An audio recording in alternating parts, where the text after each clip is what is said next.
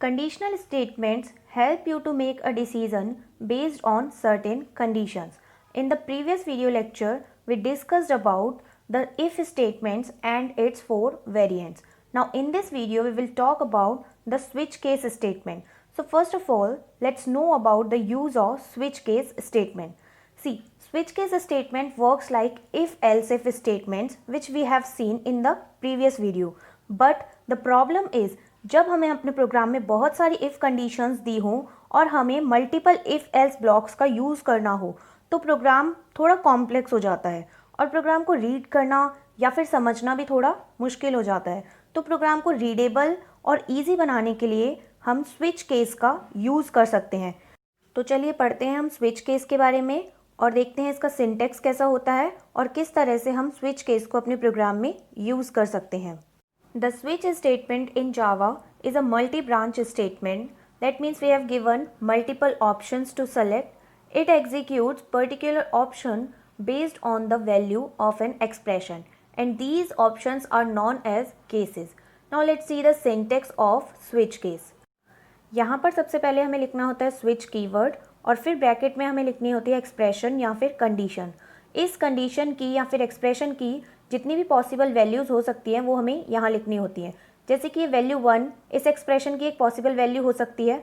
अगर ये ट्रू होगी तो इसका स्टेटमेंट रन हो जाएगा, यानी कि हम इस केस में आ जाएंगे और फिर यहाँ पर लगाना होता है हमें ब्रेक कीवर्ड। नाउ वैल्यू 2 इस एक्सप्रेशन की सेकेंड पॉसिबल वैल्यू हो सकती है। अगर ये मैच करती है तो इसके स्टेटमेंट्स रन हो जाएंगे और फिर ये जो ब्रेक कीवर्ड है ये इसे स्विच ब्लॉक के बाहर ले आएगा। इसी तरह हम सारी वैल्यूज़ लिख देंगे और लास्ट में हम लिखते हैं डिफ़ॉल्ट। ये ऑप्शनल है, ये तब रन होता है जब कोई भी केस वैल्यू मैच नहीं होती है। चलिए हम इसे प्रैक्टिकली एक प्रोग्राम के थ्रू समझते हैं। तो ये हमने ओपन किया नोटपैड प्लस प्लस। यहाँ पर सबसे पहले हम स्कैनर क्लास को इंपोर्ट करा लेते हैं। नाउ हम एक क्लास क्रिएट करते हैं जिसका नाम मैंने रख दिया स्विच केस। आप कोई भी नाम रख सकते हैं। नाउ हम यहाँ लिखेंगे main method signature, that is public static void main.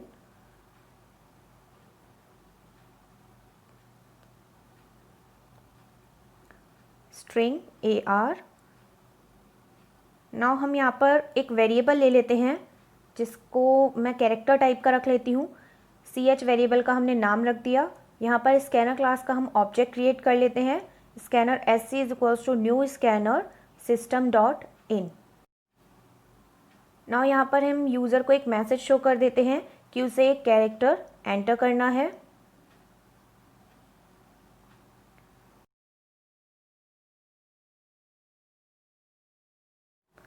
तो ये मैंने लिख दिया एंटर अ कैरेक्टर, जिसे हम CH में इनपुट करवा लेते हैं। देखिए कैरेक्टर यूज़र से इनपुट लेने का कोई भी एज सच मेथड नहीं है। इसके लिए हमें क्या करना है देखिए मैं आपको बताती हूँ। सबसे पहले हम यूज़ करेंगे नेक्स्ट लाइन मेथड का, that is SC dot next line. इसका यूज़ करते हैं कंप्लीट लाइन को या सेंटेंस को रीड करने के लिए। अब हमें चाहिए केवल फर्स्ट लेटर, तो हम एक मेथड का यूज़ करेंगे जिसका नाम है कैर एट और ब्रैकेट में हम देंगे पोजीशन, यानी कि 0 पोजीशन पे जो कैरेक्टर है उसको रीड कर लीजिए। अब इस कंप्लीट सेंटेंस से क्या आ जाएगा, फर्स्ट कैरेक्टर जो भी यूज़र एंटर करेगा वो CH में स्टोर हो जाएगा। ये SC डॉट नेक्स्ट लाइन से क्या होगा, सेंटेंस रीड हो जाएगा, लेकिन कैर एट 0 से केवल एक ही कैरेक्टर जो कि 0 पोजीशन पे है वो किस पे आ जाएगा, CH के अंदर स्टोर हो जाएगा। नाउ अब हम इस CH को चेक करेंगे, यानी कि स्विच केस में हम इस एक्सप्रेशन को देंगे। तो हम यहाँ लिखेंगे स्विच और ब्रैकेट में हम लिख देंगे CH, यानी हमें CH की वैल्यू चेक करनी है। अब हम ये जो प्रोग्राम बना रहे हैं उसमें हम चेक करना चाहते हैं कि यूज़र ने वॉवल एंटर किया है या फिर कॉन्सोनेंट। तो मैंने यहाँ पर केस फर्स्ट वैल्यू में हमने स्मॉल a लिख दिया और वॉवल एक कैपिटल A भी हो सकता है। तो सेकेंड लाइन में हमने केस कीवर्ड लिखकर कैपिटल A जो इसकी पॉसिबल वैल्यू हो सकती है वो भी लिख दिया। अब अगर ये दोनों मैच हो जाते हैं, यानी या तो वो कैपिटल A एंटर करेगा या फिर स्मॉल a, तो अगर इनमें से कोई करता है तो यूज़र को एक मैसेज शो हो जाए, that is you entered a vowel. Now हम यहाँ लगाएंगे ब्रेक कीवर्ड। ब्रेक कीवर्ड जो होता है वैसे तो ऑप्शनल होता है, लेकिन ब्रेक कीवर्ड नहीं लगाने से क्या प्रॉब्लम होगी ये मैं आपको अभी प्रैक्टिकली करके दिखाऊंगी। नाउ यहाँ पर हम सभी केसेस लिख देंगे, that means case E, IOU सबके लिए इस तरह से हम लिख देंगे यहाँ पर। तो अगर कोई केस मैच हो भी जाता है तो उसके स्टेटमेंट्स रन हो जाएंगे, और अगर इनमें से कोई भी केस मैच नहीं होता तो हम लास्ट वाले डिफ़ॉल्ट केस में आ जाएंगे, जिसमें हम प्रिंट करवा देंगे that means you entered a consonant. तो यहाँ पर मैंने बाकी सारे केसेस लिख दिए हैं, यानी IOU के लिए भी लिख दिया है।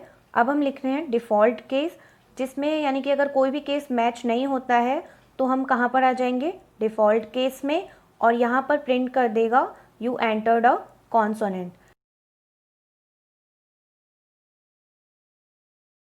ना यहाँ हम स्विच केस को क्लोज़ करेंगे। यहाँ पर हमने मेन मेथड को क्लोज़ कर दिया, और लास्ट में हम यहाँ पर क्लोज़ कर देंगे क्लास को। ठीक है, तो ये हमारा प्रोग्राम है जिसमें हम चेक करवा रहे हैं वॉवल्स और कॉन्सोनेंट्स को। चलिए सेव करते हैं प्रोग्राम को, डेस्कटॉप देन जावा। यहाँ पर हम लिखेंगे स्विच केस डॉट जावा। नाउ हम जाएंगे कमांड प्रॉम्प्ट पर, और यहाँ पर पहले टाइप करेंगे लोकेशन, देन हम यहाँ पर प्रोग्राम कंपाइल करेंगे Java C switch case dot Java. कोई एरर नहीं है यहाँ पर प्रोग्राम में। रन करते हैं अब हम प्रोग्राम को, that is Java switch case. यहाँ पर हमें एक मैसेज शो करा है इसने, एंटर अ कैरेक्टर। तो हम यहाँ पर कोई भी कैरेक्टर एंटर कर सकते हैं। तो मैंने एंटर किया A, तो इसने मैसेज शो कर दिया you entered a vowel. Now हम कोई कॉन्सोनेंट लेटर एंटर करके देखते हैं, तो देखिए इसने शो कर दिया यू एंटर्ड अ कॉन्सोनेंट। तो इसका मतलब अगर कोई भी इसमें से पॉसिबल वैल्यू आपने एंटर नहीं की है तो हम कहाँ आ जाते हैं, डिफ़ॉल्ट केस में। चलिए हम एक और बार एंटर करके देखते हैं। अब हम कोई कैपिटल लेटर एंटर करते हैं। तो मैंने एक बार इसे रन किया और मैंने यहाँ एंटर किया कैपिटल U एंटर कर देते हैं हम। तो देखिए इसने शो कर दिया यू एंटर्ड अ वॉवल। तो हमने इसीलिए यहाँ पर कैपिटल लेटर का भी केस बनाया है। अगर हम ये नहीं बनाते तो ये वॉवल नहीं शो करता।